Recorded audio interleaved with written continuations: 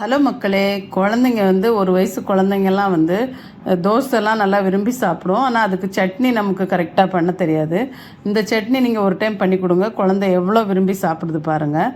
இதுக்கு வந்து கொஞ்சம் கொத்தமல்லி, கொஞ்சம் புதினா, ஒரு கருவேப்பிலை, ஒரு பூண்டு, ஒரு 4 5 கேஷ்யூ நட், கொஞ்சம் ஒரு 2 கரண்டி தேங்காய், இதை போட்டு உப்பு கலந்து அரைச்சி எடுத்து வச்சுக்கோங்க. இதுதான் சட்னி போதும்.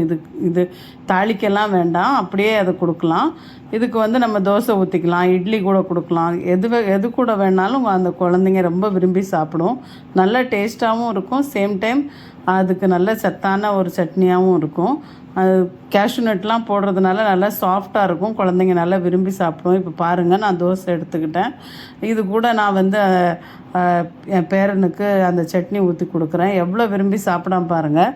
இது நீங்களும் வீட்டில் ட்ரை பண்ணுங்கள். குழந்தைங்க இருந்தால் ஒரு வயசு குழந்தைக்கு செஞ்சு கொடுங்க, நல்லா சாப்பிடும். ஒரு வயசு